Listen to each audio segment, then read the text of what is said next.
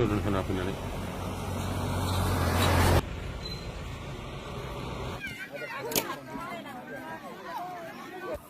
दादा मैयाटा सय कारिगाव फिजल लयासु बेनि थाखाय सरकारनि धोरोमनिफ्राय न्याय बिसार होनो थाखाय आं सरकारनि फारसे मिजिंथिनाय जाबाय। खुलुमबाय रायजोफोर, गिबिसिन थाराव फिथांखिब्ल इउटुब चेनेलनिफ्राय रायजो राजा बयनिसिमबो फुंबिलिनि गोजोननाय बावहरनाय जाबाय। स' रायजोफोर, आङो मैयानि समावहाय मोनसे भिडिअ मोनदों। थांनाय 19 तारिख 2026 जानुवारिनि क'क्राझार कारायगावनि मालसिं र'डआव जानाय घटनानि सायावहाय दिनैहाय खेंफोरथि होनाय जोङो नुनो मोनदों। थारा मा बेखौहाय जोङो ससियेल मिडियायावहाय क्लियारलि मिथिजोबखाबाय नैबे भिडिअनि गेजेरजों ना, सानै बिफा फिसा बिसोरनि गेजेरजोंहाय जोङो खोनानो मोनबाय। दा दिनैनि समाव आङो बर'नि रावजोंहाय भिडिअखौ बुंनाय नङा, आङो गुबुन जाथिखौहाय मिथिहोनो थाखायसो बे भिडिअखौ लाबोनाय जादों। मानोना बिसोरो जाहाथे मोनथियो सैथोआ मा ना, बिनि सायाव आङो भिडिअ लाबोनाय जादों। सो हमें ये कहना चाहूंगा, मैं आप लोग संथाल लोग को मैं बताना चाहूंगा, हमें पहले जो जनवरी 19 तारीख को कोकराझार कारायगांव के मालसिंग रोड में जो घटना देखा था, उसके बारे में हमें आजकल अभी तक हमें वीडियो देख रहा है। क्योंकि संथाल लोग वेस्ट बंगाल से लेके असम तक वीडियो बना रहा है हमारा बोडो जातियों को बदनाम करने के लिए, है ना। जो मालसिंग रोड में घटना हुआ था, घर जलाया था, आदमी मारा था, उसके वजह से इन लोग हमारा बोडो जातियों को वो लोग बदनाम करने के लिए सारा भारत में वीडियो बना रहा है। और कोई सोशल मीडिया में न्यूज मीडिया लोग भी गलत तरीके से वीडियो बना के सोशल मीडिया में शो रहा है। इसको देख करके मैंने इस वीडियो को लाया है। कल 5 तारीख गया कल 5 तारीख था। 5 तारीख को हॉस्पिटल से आके उन लोग जो बैठा था घर पे, 5 तारीख को सोशल मीडिया में हमें जवाब मिला है। मालसिंग रोड में शुरुआत किसने किया था, उसके बारे में जानने के लिए हम लोग आज कोशिश करूंगा, है कि नहीं ना। इन बाप बेटियों ने जिंदा है दोस्तों। जहां पे घटना हुआ था उन लोग जान जोखिम को छोड़ के उन लोग बच गया। अब उन लोग बच गया, इसलिए हमें अभी पता चला है कि सच क्या है झूठ क्या है ना। दूध का दूध पानी का पानी दोस्तों। अभी इन लोगों ने कहा है कि गाड़ी रुकने से पहले इन लोग को पत्थर से मारा। पत्थर मारने की वजह से आगे का जो कार का आगे का शीशे है वो तोड़ गया, शीशा टूट गया, तो ड्राइवर कैसे रास्ता देखेंगे ना। रास्ता नहीं देखने के वजह से उन लोग का गाड़ी पलटी हो गया। पलटी होने के बाद में जितना हो सके इतना उन लोग संताल लोग जंगल से निकल के घेर लिया। उन लोग को घेरने के बाद में सबसे पहले ड्राइवर को कार से निकल के मार दिया बनाए। मारने के बाद में फिर से इन दोनों को, बाप बेटा दोनों को फिर से मारने का शुरू किया। इन लोग हाथ जोड़ करके इन लोग से माफी मांगा था संताल लोग से, लेकिन उन लोग माफ नहीं किया। बिना पूछे उन लोग को जो सके इतना उन लोग को मारा है। फिर भी हमारा बोडो जातियों को शुरू किया, बल्कि उन लोग सोशल मीडिया में बदनाम कर रहे हैं। हो सकता है आप लोग इन बाप बेटों का जो बात बोल रहा था इसको समझ नहीं पाया होगा, लेकिन मैं ये कहना चाहूंगा आप लोग पूछो किसी और से, ताकि आप लोग भी जान सके ना सच क्या है और झूठ क्या है। शुरुआत संताल ने किया था, क्योंकि इन लोग को गुस्सा था कि उससे पहले जो वहां पे एक गुरुवासा बोल के एक जगह है, और गुरुवासा में जो घटना हुआ था, एक सावता लड़के को किसी ने चाकू मार के भाग गया था। उसके उन लोग जवाब मांगने के लिए उन लोग ऑलरेडी गुस्सा में था, क्योंकि उन लोग को न्याय नहीं मिल पा रहा था, इसलिए उन लोग को गुस्सा था। इसलिए उन लोग बोडो आदमियों को जानते हुए भी गोरो शोर बना के मार दिया है। सही है ना दोस्तों। संथाल लोग आसाम में आदिवासी नहीं है, एसटी भी नहीं है, सारा पृथ्वी का मालूम है उन लोग को। इन लोग उड़ीसा में एसटी है, बिहार में एसटी है, झारखंड में एसटी है, बंगाल में एसटी है, वो हमें सभी पता है। फिर भी उन लोग हमारा देश में बोडो जातियों का बीच में रह करके एसटी मांग रहा है। बोडो जातियों का बीच में रह के आदिवासी खुद को मांगने के लिए कोशिश कर रहा है। वहाँ हम बोडो जाति आदिवासी है, ये आप लोग बिल्कुल मालूम है। फिर भी आप लोग सुख के बोडो जाति के साथ लड़ने के लिए कोशिश है। दोस्तों, जितना न्यूज मीडिया में बाजा रहा है ना, सोशल मीडिया में संताल लोग जितना झूठ बोल के बोडो जाति को बदनाम करने के लिए न्यूज मीडिया में वीडियो बना रहा है ना, वो सब झूठ है, मालूम है ना। हमारा बोडो जाति को इन लोग देख करके बर्दाश्त भी कर नहीं सका।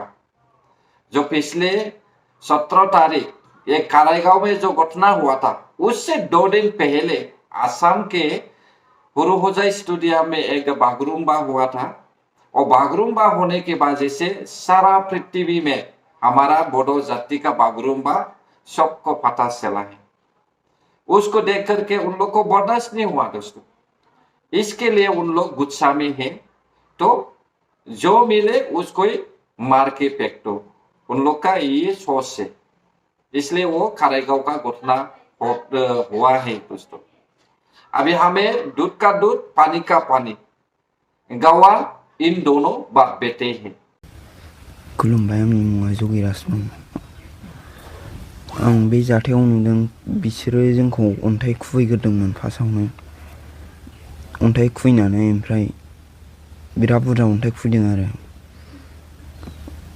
बेनि उनाव आइनाया माबानानै नुवासै। ओमफ्राय नोंखौ उनाव गारिनिफ्राय दिहुननानै लांबाय बिसोरो? बिलथायखांनानै बिसोरखौ बरनग्रोजोब्बाय आरो ओमफ्राय उनाव आंखौ बरनबाय, ओमफ्राय बुबाय। बुनानै बिसोरनि आखायाव बोरला दंमोन, सिखा दंमोन, बिसोर गन बायदिसिना लाजोबनायमोन आरो। नोङो मा मा इन्जुर जाखो? ओमफ्राय आंनावथ' आखाइ बायदों, ओमफ्राय नैबे आखाइ फारसेयाबो आगदाना बुनाय, ओमफ्राय आथिङाबो बुनाय, आरो खर'आवबो ब्लाड जमा जानानै दं, आथिङावबो दानदों, आरो बिखा थिखा बुजोबदों, आरो सिनस्रियावबो बुदों। थाबायनो लासै लासैसो हायो। स्कुल फरायो, क'क्राझार बिद्यापीठ क्लास 9 फरायो आं। दाथ' हानाय नंला, आं हाथ'नाय नंला, परिखाबो जानोसै। आच्छा, जेब्ला गारिनिफ्राय नोंनि बिफा आरो सासे गारि सालायग्रा बेखौ नोङो सिगांग्रो नुनानै मा सानामोन? आंथ' फार्स्टआवनो गिदोंसोमोन। आं थैखासिगोनसो नंखादोंमोन। बिसोर साबैसे दंमोन बे जाथायथिलियाव? बिसोरो बिराद बुरजा दंमोन, साननो हाखौ आरो। औ, माने जाय जेरै हागौ बिसोरो माने नोंसोरखौ बुलाबायदों, आक्रमन खालामदों। अन्थाइ गिदिरजों खुबैदों, फिसाबो दङ, गिदिरबो दङ। बुनाय समाव नोंजों जेबो रायलायाखै? खुलुमबायदोंमोन आंखौबो जेबो माबायाखै, रायलायाखैबो, खालि बुदोंल' बुदों। मा माजों बुदों नों थाल दङ?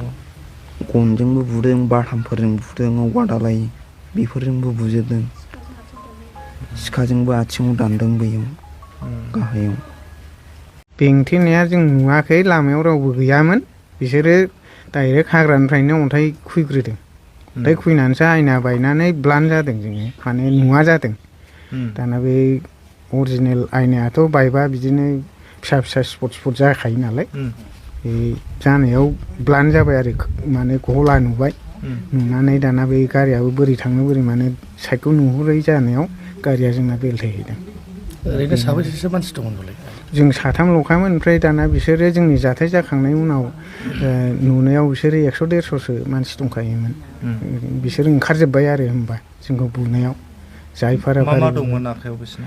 आखायाव बोरला दं, बोरलाफोर लादों, माबा सिखाबो रुवा माबा माबि लालाजोबदोंमोन आरो ओमफ्राय जोंहा बुजानानै जों माजों बुखो जोंबो खुनु फात्ताखौनो मोना। बे समाव बर'फोरबो दंमोन नामा? बर' सासेबो गैयामोन गैनाया, सासेबो बर' गैया बेहाय।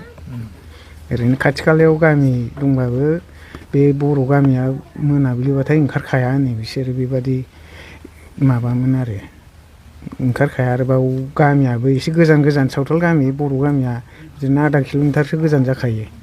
ओमफ्राय बिसिनि गामिया ओरैबो फारसे ओरैबो फारसे दङ। जोंखौ जखन जाथाय जाखाङो होमबा लोब लोब ओंखारबोनानै दावराव मोसौ सिखाव होनबोदों नामा होनो, बेखौ सोरबा खोनानानैसो बुंखो ना माखो, जोंथ' बुजानाय माबाय जोंहा खुनु थालानो गैया। बुजाजोंल' आखाइ थाखाइ बुफबजोबनाय, जोंना जेबो खालामनो हाया, जों उफाय गैया। साथामल' मानसि, बिसोर एथ' बुरजा मानसिजों जोंथ' नाजानोबो हाया। बिदि जादों आरो। होनबाय थादों बिसोरो मोसौ सिखावनि सन्देह खालामदों। मोसौ सिखावबा जोंखौ बिसोरो लाखिनानैबाबो सोंनानै बिसोरो नायनो हागौमोन मोसौ दंमोन ना मा, जिखुनु मोनसे माबा दाखोनफोर दंबा नुगौमोन ना बिसोरो। दुरुं थुरुंफोर थागौमोन, गोबोरखि गोला थागौमोन। मासे मोसौखौनो दिन्थिनो हादों ना देखायनो हादों बेखौथ' जों फोथाया। बे जोंनि थाखाय मालाबाबो अराय सम नङा आरो। आच्चा, नोंसोर फैबाय थानाय समाव गारिया बेसेबां स्पिडआव दंमोन? बिदिनो 30-40सो जाखागौमोन आरो। बेहायथ' खुनु लामायाथ' समान नालाय जोंनो बानायनाय, बेहाय खुनु रावबो मानसिबो गैया, थांनाय आरो फैनायल'खा। बिसोरदि थानानै बेबादि नोजोर लानानै थादों बेखौ जोंबो मिन्थिया आरो। बे जोंनि थाखाय जों बिदिखौ सानाखैमोन। बे साननायाव खिन्थु बे अन्थाइ खुबैनायावसो मिन्थिनो मोन्दों जे ओरैबादि जाबाय। जों बाहाय गारिनिफ्राय सोरखौ बरनगोरा बिसोरो? बे ड्राइभारखौ बरनग्रोदों, राजा बिस्मितखौ। औ, राजा बिस्मितखौ। बिनि उनाव आंखौ बरनबाय। नैबे फिसालायाथ' उनावसो नालाय, बे लासै मा जादों होननानै बेलथायखांनानैबाबो जिरायफिननाय बादि जादों। जोङो जिरायफिननानै थानायाव ओमफ्राय राजा बिस्मितखौ बोख्लायनानै बुनायाव जोंखौ बोख्लायजोबनानै बुबाय। नैबेथ' गारिजों सावथार जानोसैमोन, आंना फिसालाया गारिजों सावथार जागौमोन होनदों होननानै बे बुंदों आरो। आंथ' मिथिया जेबो, आंहा थालानो गैखालामोन बे समाव बुजानायनि माबाजोंनो। ओरैनो गरमजोंसो आङो हमथाबायनानै बावनो हारा गोजोनथों रायजोफोर, जायफ्रा गोरोन्थि बुजिदों नोंथांमोना गावबा गावनो सुद्रायनानै ला आरो आंखौ निमाहा होब्लानो जाबाय। बर' हारि जै जाथों, जै बर' हारिनि।